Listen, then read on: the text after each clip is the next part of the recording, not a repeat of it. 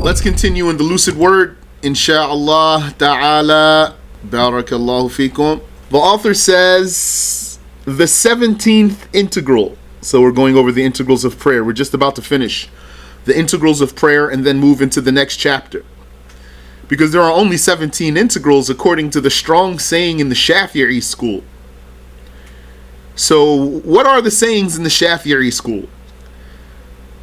There's a saying that there are 13 integrals, and that there are 14 integrals, and that there are 17 integrals. All of these sayings are just different ways to count the same integrals. And the strong saying out of these is 17, because that's closer to the hadith itself, the hadith of the Prophet ﷺ, in which he listed the integrals of the prayer for the man who invalidated his prayer. That hadith is called Hadithul Musi'i Salatah, the hadith of the man who invalidated his prayer. When the Prophet told him several times, Irji' fasalli fa innaka lam tusall, go back and pray, indeed you did not pray. So, and then there's a saying that's wrong saying, that's a weak saying, that's actually disregarded, that there are 18 integrals of the prayer. So this saying is disregarded. So he says, the 17th integral is to observe the aforementioned order of the integrals of prayer as previously enumerated. Enumerated means listed.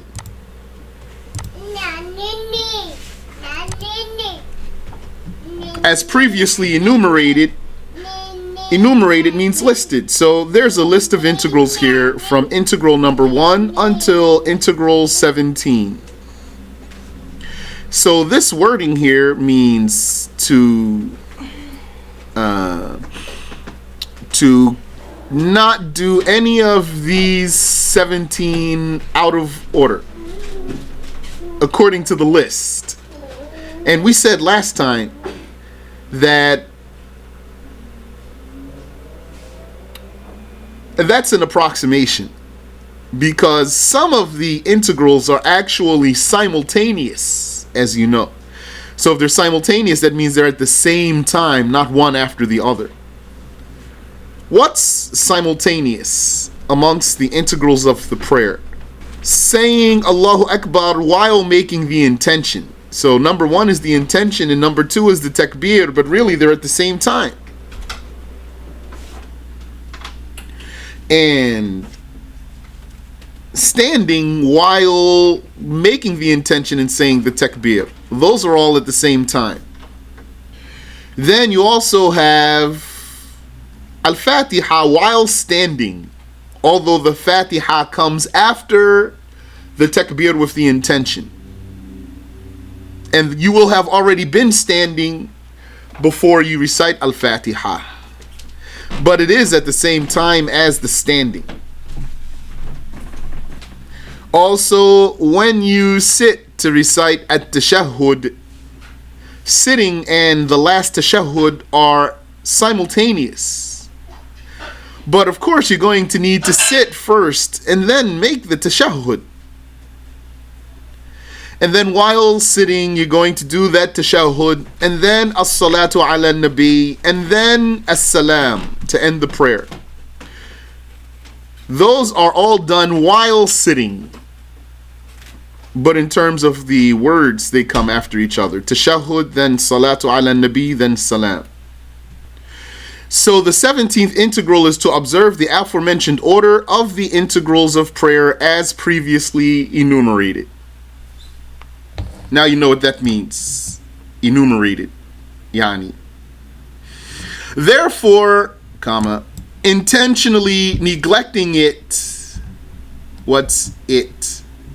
It is the order, which means the sequence. By prematurely bringing forward, and we covered this part last time, we're repeating now. So I'll read it as it is, and then I'll adjust it for you. By prematurely bringing forward a verbal integral, namely the closing salam, or a physical integral such as intentionally prostrating before bowing invalidates the prayer. Okay, so first of all, this part, namely the closing salam, if we remove this here, because looks like that's not in the Arabic, or else there's no need to put it in parentheses there. So if we read this without what's in parentheses, it would go like this. Therefore, intentionally neglecting it, the order, by prematurely bringing forward a verbal integral or a physical integral, such as intentionally prostrating before bowing, invalidates the prayer. Now, what was put here in parentheses, it does need to be there for clarity, or it could even be a footnote. Let me see if I can pull that up real quick. Let's take a quick look here. Bismillah. Now I'll just switch screens for you. Here's the Arabic. والركن السابع عشر هو الترتيب لأركان الصلاة كما ذكرت فإن تعمد المصلي تركه أي الترتيب بأن قدم ركنا قوليا هو السلام. Yeah, it's there. So I don't know why I put it in parentheses. أو ركنا فعليا على محله. So here, this is old. I was translating this before, so years ago. Let's see how we did it here. The 17th integral is the sequence, to observe the order, of the integrals of the prayer as mentioned, the sequence for the integrals of the prayer. Just as we mentioned, if one were to intentionally perform the prayer out of order by intentionally bringing forward a verbal integral, namely saying the closing salam, or an action integral out of its place, such as if one intentionally performs sujood. So, okay. All right, let's go back to the book we're looking at. Here. So, namely the closing salam, I say, doesn't need to be in parentheses, but they put it there. So, okay. Therefore, intentionally neglecting it, the sequence, by prematurely bringing forward a verbal integral, namely the closing salam. Okay, but if we take that out, namely the closing salam, if we were to take that out, this is the way they worded it. By prematurely bringing forward a verbal integral or a physical integral. So if you just say a verbal integral, this would mean any verbal integral, because a verbal integral means it's indefinite. So anything that's called a verbal integral should be included. But that's not true, because it's a particular verbal integral, not any verbal integral. And that's why it's added here, namely the closing salam. So as if it should go, by prematurely bringing forward the verbal integral of the salam or any physical integral. The verbal integral of the salam in particular, or any physical integral. There are 5 verbal integrals. The takbir, the opening takbir, the fatiha, the tashahhud, the last one that is, and the prayer for the Prophet sallallahu alaihi wasallam, and the salam. So out of all of these verbal integrals, one of them in particular, advancing it will invalidate your prayer altogether, which is the salam, not the other ones. If you advance another verbal integral ahead of its place, then it's not going to invalidate your prayer. But that verbal integral will not count because you put it out of its place. So that's the rule. All of that, what I just told you, that's the case there. So now these words, inshallah, are clear for you. By prematurely bringing forward a verbal integral, the verbal integral of the closing salam in particular, that's the rule. Or a physical integral such as intentionally prostrating before bowing. Any physical integral, that's correct. Such as intentionally prostrating before bowing invalidates the prayer, owing to one's disregard of the prayer's sanctity, meaning he took the prayer as a toy. He toyed with the prayer, and so it became invalid. However, if one forgets to perform an integral, he must return to it, i.e., the forgotten integral, and then continue on with the prayer. Meaning, if you forgot an integral, you forgot to bow, you forgot to stand back up, you forgot to prostrate, you forgot to sit, any integral you forgot to do, then you have to stop whatever you're doing, wherever you are in the prayer, you stop that and then do that integral that you missed. Because anything that came after the missed integral doesn't count anyway. So you immediately cease that and then start where you messed up. Unless one does not remember leaving out that omitted integral until he is performing the same type of integral. Yani, the same integral, the same type of integral, or what comes after it. This part, or what comes after it. In this case, they complete the cycle. So, or what comes after it, that's just for additional clarity. Because if you did what comes after it, means you did it. So what we're saying is, if you skipped an integral and then you remembered, yani, you forgot an integral and then you remembered, then you stop what you are doing, you drop what you are doing, and you do that integral that you forgot. Unless you already reached that integral in the next rak'ah. That's it. That's the end of the case. Now you don't have to stop what you're doing. Yani, that's the end of the case as far as you don't have to stop what you're doing. Then you're going to have to do an extra rak'ah at the end. That's the completion of the integral. That's the completion of the case. Then you're going to have to do an extra rak'ah at the end because of what you missed in between. When you got to the same integral in the next rak'ah, you don't drop what you're doing. You will say, this is the one, this will count for the one that I forgot. And everything else in between is canceled, so that's why you're going to have to do another rak'ah at the end. That's the end of the mas'ala. That's the complete mas'ala there. But what about this? Or what comes after it? That's for clarity, because it doesn't have to be there. If you take it out, it doesn't change the case. Because or what comes after it means you did it. You did the integral in question, and then you kept going. Or what comes after it simply means here, you didn't remember until you got to what comes after the same integral in the next rak'ah. So if you forgot ruku' in the first rak'ah, and then you made ruku' in the second rak'ah, and then you made sujood in the second rak'ah, and then you remembered that you forgot ruku' in the first one, then you're not going to drop what you're doing. You're going to say, the ruku' I just did will stand for the one that I forgot, and then you're going to stand up and do an extra rak'ah at the end. So I hope that's clear. If you have any question, feel free, please. The author says, in this case, one completes the cycle. And he doesn't drop what he's doing. This is because the similar integral in the current cycle took the place of the forgotten integral in the previous cycle. Yes. Therefore, the incomplete rak'ah, which was missing an integral, is now considered complete. And what was performed in between the omitted integral and its similar in the following rak'ah is disregarded.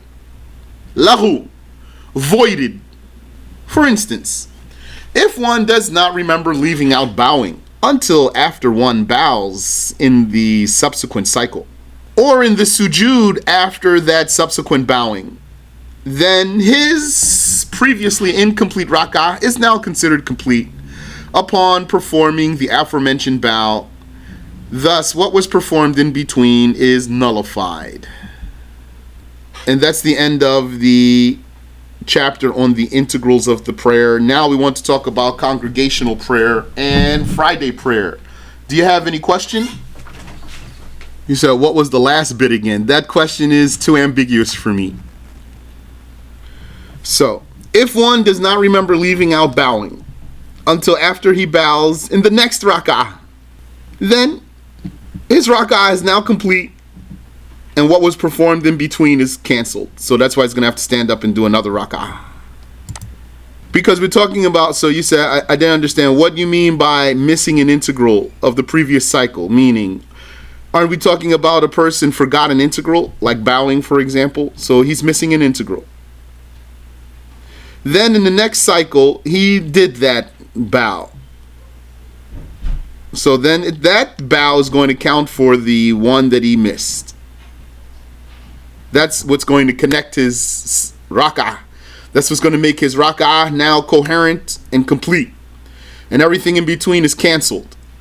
And then he's going to have to do another rak'ah at the end, since everything in between got canceled. Is it clear? Okay. The author says, Section 18, clarifying the circumstances necessitating the congregational and Jumu'ah prayers, the conditions of the validity of the Jumu'ah prayer, and clarifying the integrals and conditions of the two speeches. It says, clarifying the circumstances necessitating the congregational prayer. Yani, what makes congregational prayer for the 5 prayers obligatory? And what type of obligation is that also? We'll see. And what makes Friday prayer obligatory? And what are the conditions for the validity of the Friday prayer? Yani, once that Friday prayer is obligatory, what are the conditions for it to be valid? And what are the integrals and conditions of the speeches that go along with the Friday prayer? Praying the 5 prayers in congregation is a communal obligation, fard kifaya, upon the free, sane, pubescent, residing, it says resident, males. That works though, who are unexcused. So, praying the 5 prayers, the 5 daily prayers, is a communal obligation, not a personal obligation. Communal obligation means if some people do it, the rest are exempted. Upon the free, not slaves, sane, not crazy, pubescent, not prepubescent, residing, not traveling, males, not females, nor hermaphrodites, who are unexcused. And hermaphrodites are not a third gender. Hermaphrodites are people whose genders are not clear. There's only 2 genders.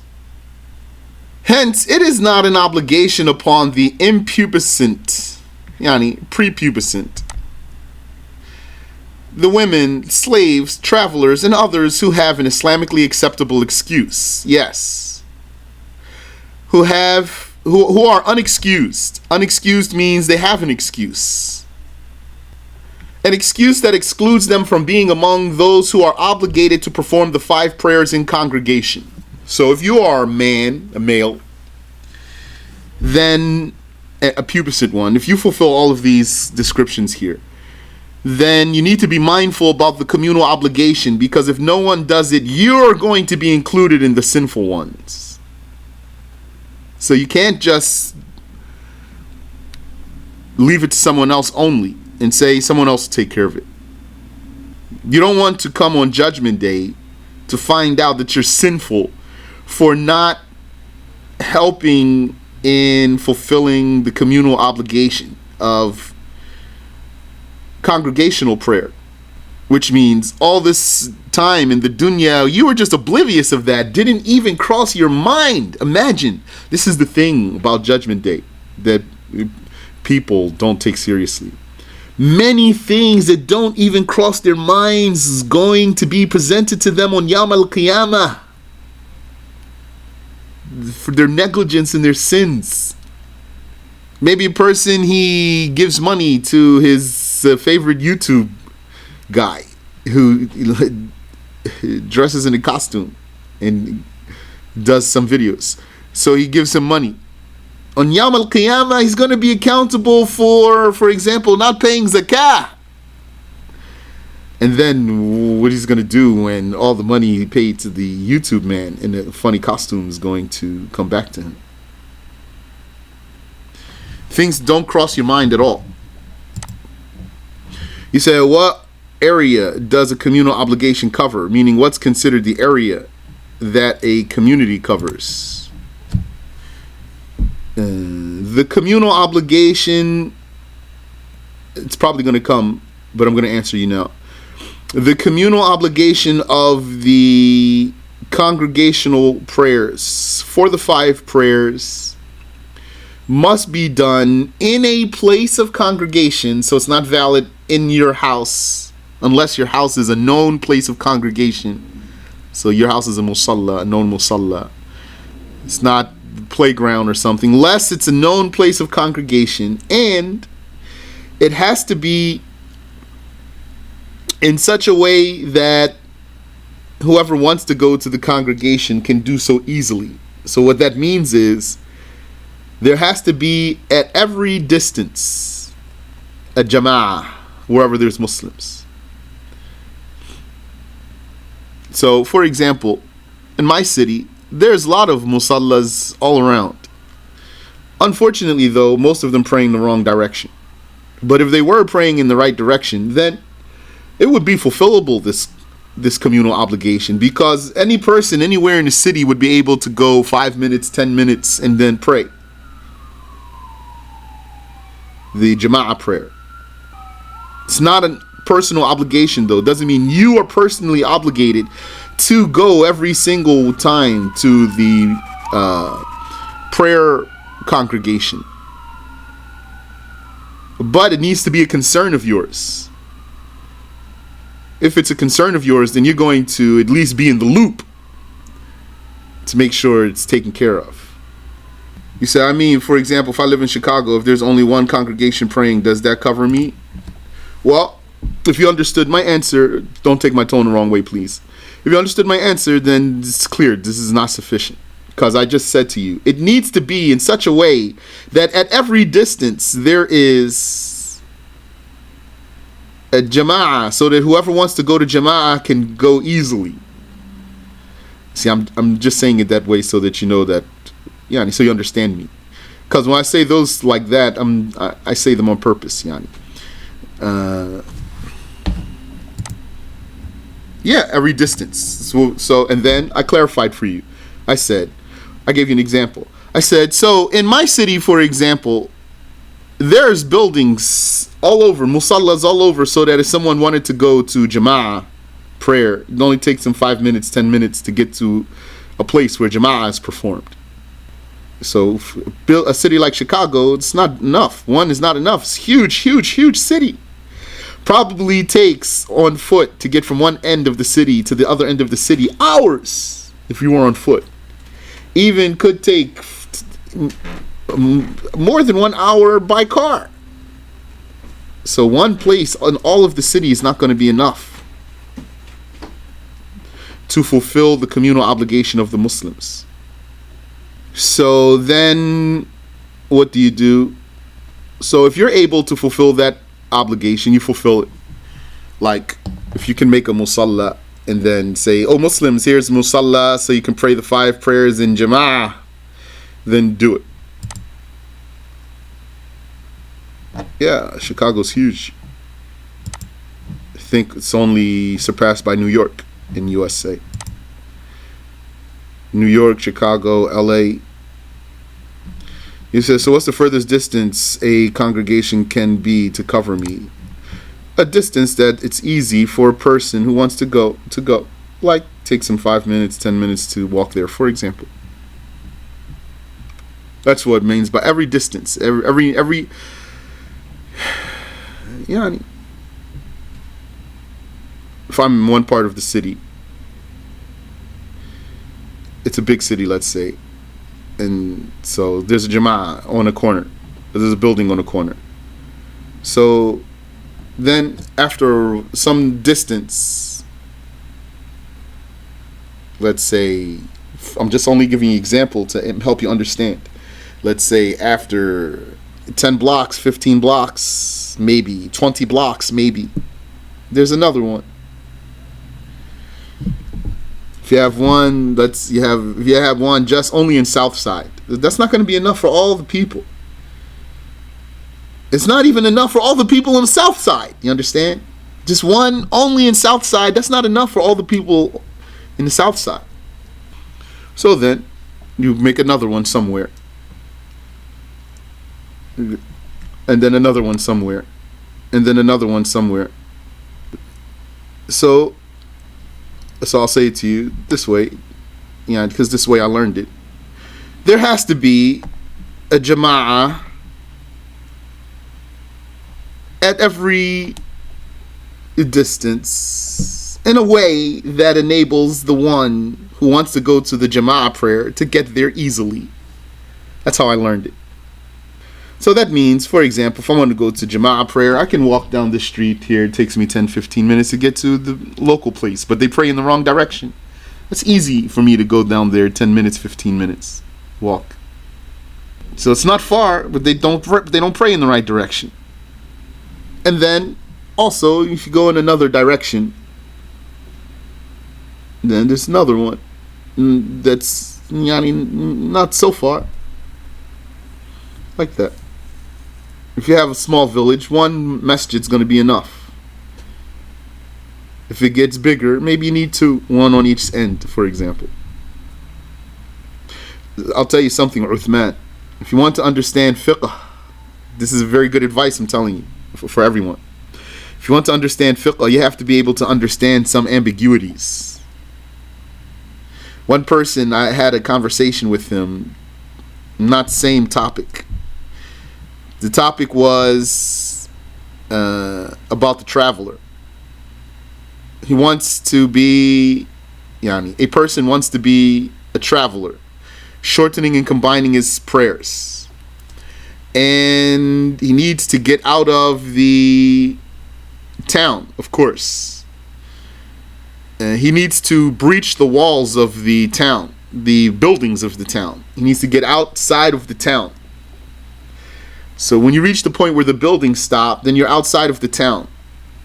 If you're going a distance that's a shortening distance, then as soon as you get outside of the town, you can shorten and combine. So the brother was confused. What? How's this? What if there's a building here, a building there? What? I don't understand. So then what you do? Just why you don't understand here? I say because this is the reason I'm telling you this because I used to have this until I understood and then made it easier for me. Because there's something ambiguous that you're unable to conceive. There's an ambiguity that you cannot conceive. If you want to understand fiqh well, you need to be able to understand some ambiguities. So I'm not going to say to you, each masjid needs to be 12.579 meters away from each other in all directions. It's not like that. It's a little bit more gray than that, a little bit more vague than that, but it's not difficult to understand. That person, it's like he was asking me, well, is this centimeter valid or this centimeter is not valid? This centimeter past this building is valid or this one's not valid? Yeah, and you get outside the buildings until you're sure you're outside the buildings. If you're not sure you're outside the buildings, then go some more. As you get outside the buildings, get to a point where you're sure you're out the buildings. Very clear now. Now the issue's clear for you. That's how life is, really. A lot of life is like that. If someone tells you, I'll be there soon, do you say to him, what do you mean soon? Do you mean you're going to be here in 8.5 minutes? There's a gray area there. And it's not confusing for you. You might say, how soon? Maybe. But still, soon is give or take. So there has to be, you said, so you mean till you can differentiate that the ruling definitely applies? Yeah. Yes. That means you're being safe. You got yourself into a scenario where now it's clear. The issue's clear. When the issue's not clear for you, then put yourself into a situation where it's clear. So if there's a building somewhere where people pray, Jama, and then you cross the street, you might say, this is close, not here. Let's say you went down 3 blocks, you might say, it's still so close, not here. Then let's say you went 5 blocks down, 10 blocks down, you might say, I don't know. So then maybe you go down 15 blocks, 20 blocks, you say, I'm going to make a masjid here, just to be sure. And then whoever wants to go to Jama'ah can come. I'll give you another example. It's obligatory on the parent to make the prepubescent child pray Fajr sometimes. So what does sometimes mean? It means from time to time. So there's a type of person who's going to be confused by that statement. What does sometimes mean? I don't understand. Or another example. It's obligatory on the husband to provide his wife with meat sometimes. So don't be the one who says, I don't know, I'm never going to do it because I don't even know what to do. So what you're going to do, you're going to give her meat one day, and then maybe one day you won't, and then maybe another day you will, then maybe one day you won't, then maybe one day you won't, then maybe one day you will, and then maybe next day you will, then maybe next day you won't. Like this. You're not going to go 2 weeks though without giving her some meat. For example, just be sure so you can be safe. That's how the fiqh, lots of fiqh is. Amin wa fiqh. Took me a long time for this to soak in for me. I feel like when it comes to fiqh, I'm retarded. Now you might say, you're not retarded, you give us these nice lessons in fiqh, but really, I feel like I should be more advanced. For the time that I have studying, should be more advanced in fiqh than I am, because there was something in my mind that wasn't processing. The aqidah is easy, the nahu is easy, everything. There was something in the fiqh that wasn't processing for me. But you said, it took time for me to understand, so thank you so much. You're welcome. Barakallahu feekum. No problem. And if my tone was disrespectful, please pardon me. So the author says, hence, it is not an obligation upon the impubescent, meaning prepubescent, the women, the slaves, the travelers, and others who have an Islamically acceptable excuse. An excuse that excludes them from being among those who are obligated to perform the 5 prayers in congregation. Such as when it is raining heavily to the point that it soaks the clothing, or having fear of an enemy when going to the place where the congregational prayer is held. Enemy here includes an animal. So if there's a Jew with a rifle, for example, you can't get to the masjid, or there's a lion or a bear or something, or a wolf or a leopard, or other excuses too, like heavy mud, and of course being sick, or even taking care of a sick person, or for example having to take care of a corpse to prepare for burial. That's an excuse. That's even an excuse for the missing Jumu, that you need to take care of this dead person. If it's urgent for Jumu, if it's urgent to take care of the dead person, you can skip the Jumu. If it's not urgent, then I haven't heard, but if it's urgent, then yes. Like if his body is going to explode, for example, swelling. This communal obligation is satisfied by performing the 5 prayers in a way that the right of the prayer be public. What does this footnote says? It says, this is fulfilled if the 5 ritual prayers are performed in congregation in public places that do not cause the congregators unease and timidity to enter and join. So that means what I told you. And that implies that there needs to be a location, a center or spot, a building, for example, masjid, etc. Every here and there. When I say every distance, means here and there. However, it is a personal obligation in the Jumu'ah prayer upon them, upon those men, those aforementioned men. It's a personal obligation. Here, that's where some people get confused. If you want to test if a person understands what does personal obligation mean, what does communal obligation mean, here's the place to ask him. And then you'll see. So let's say you already taught him. Personal obligation means this. Communal obligation means this. And then you told him. So Friday prayer, is it personal obligation on the men or communal obligation? So you might say it's communal obligation because we do it as a community. No, it's a personal obligation. Because personal obligation means for someone else to do it will not drop the obligation from you. Communal obligation means if someone else does it, it drops the obligation from others. Personal obligation means someone else doing it doesn't drop the obligation from others. So if one brother does Friday prayer, that's not going to excuse me from Friday prayer. Therefore, it's a personal obligation. So Friday prayer is a personal obligation in Jama, meaning those who were previously mentioned, the free, sane, pubescent resident males who are unexcused. If they were 40 accountable inhabitants, including the imam, 39 plus the imam. Yes, that's a saying. There's not a consensus about the number of people that it takes for a Jumu'ah. So this is the strong saying in the Shafi'i school, 40 accountable inhabitants. So being accountable, that's a given. If they're not accountable, there's no obligations on them anyway. Inhabitants means, I like to use the word citizens. So there's 3 words here that are important to understand. You're going to especially learn these 3 cases in the chapter of Jumu'ah in particular. Traveler, resident, and citizen.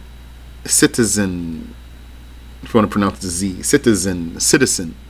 So 40 accountable inhabitants means citizens. Citizen, you might be able to surmise, means the people who live in the city. And that's what's meant here. The people who live in the city. Yani, that's linguistic meaning, citizen. But they use it like in immigration purposes. They might use the word citizen to mean of the country. We're not talking about the whole country here, just talking about the city. He's a citizen, someone of the city. So who are those? Well, the traveler is someone who stays in a town for 3 days or less, not including entry and exit days. A resident is someone who stays in a town for 4 days or more, not including entry and exit days.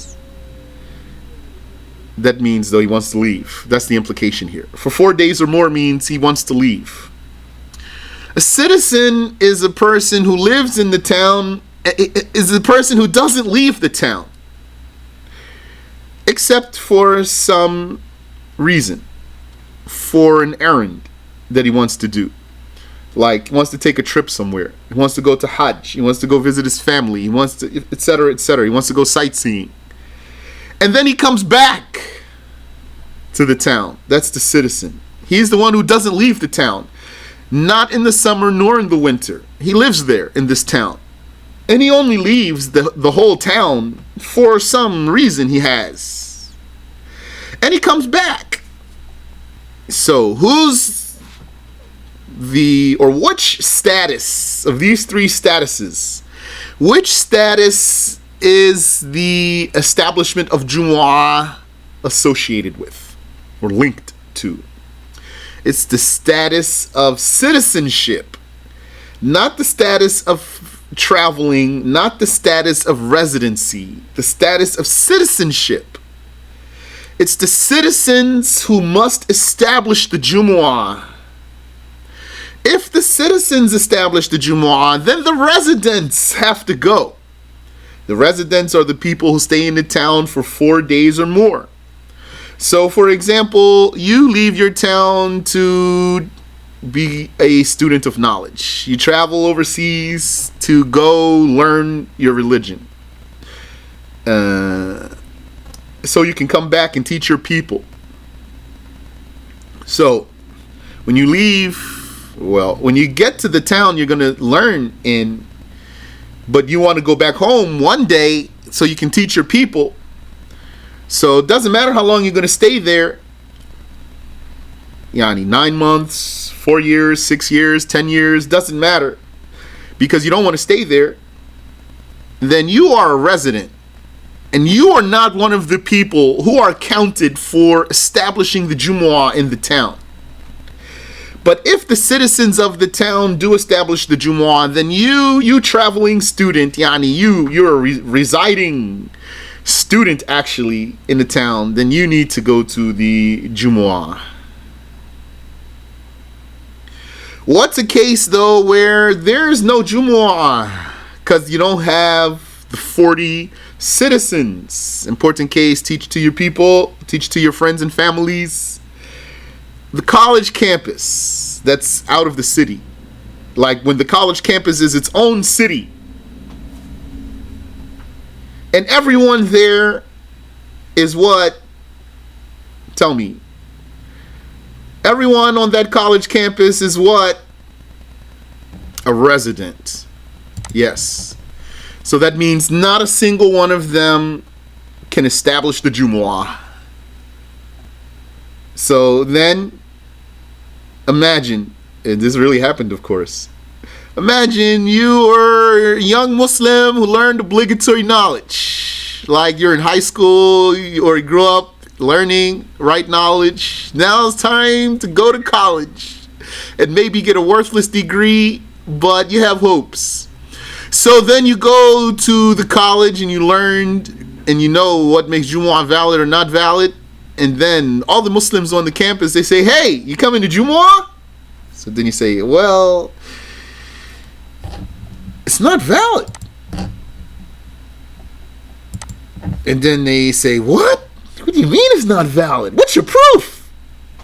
And maybe you don't even have proof. You just learned the rules. And then you get ostracized. Or they look at you funny. And they're doing invalid prayer. Or another example, some Muslims go to a campsite, a retreat for a week or whatever, 10 days for example. Every single person at the retreat is a resident. And then Friday comes. If they're ignorant, what are they going to do? They're going to establish a Jumu'ah. Third case, prison. Most of those are residents, neither travelers nor citizens. And the prison is its own town. If you don't have 40 citizens according to this saying, and there's other sayings, in Shafi'i school there's 4, the saying that 4 citizens is enough. And in other madhabs there's other sayings like 12. But we're going to stick to what's here. Strong saying in Shafi'i school. If you don't have 40 citizens to establish the Jumu'ah, then there's no Jumu'ah. So you need to tell that to your loved ones also who might be incarcerated. There are some brothers who are incarcerated. They put a lot of effort to get their own Jumu'ah so they don't have to pray with Wahhabis. And it's not even valid anyway. Subhanallah wa bihamdi. Unless they have citizens there. It's possible that they have citizens there. And they have to establish the Jumu'ah. So, the free, sane, pubescent resident males who are unexcused, if they were 40 accountable inhabitants, yani citizens, including the imam, so 39 plus the imam citizens who live in buildings, whether these buildings were made out of wood, stones, or clay. Yani, when we say wood means even twigs, even if their buildings were made of twigs, but not living in tents. Because it is not an obligation on tent dwellers. I.e., it is not an obligation upon those 40 residents. It is not an obligation upon those 40 citizens if they were citizens of tents or inhabitants of tents. But there's a detail we need to get checked. Because if there's a town that's made of buildings, like all the towns we usually know, Chicago, for example, and some people live in tents inside the town, not outside the town. It's not a campsite made of people who live in tents. So that, for example, is for sure excluded. What's for sure excluded here? Basically, a campsite. People who live in tents, like they're nomads. They don't have buildings, they have tents. And we're talking about people not living inside of a city, so they just have their own community of nomads, for example, living in tents. They don't have to do Jumu'ah. They don't do Jumu'ah. What if the tent dwellers are inside the city? I need to double check that one. And Allah knows best. We'll stop there. And inshallah, next week, if Allah enables us, we'll continue talking about Jumu'ah prayer and Jama'ah prayer. Well, we're going to have to go through Jumu'ah before we get to Jama'ah in particular. Do you have any question I can answer for you?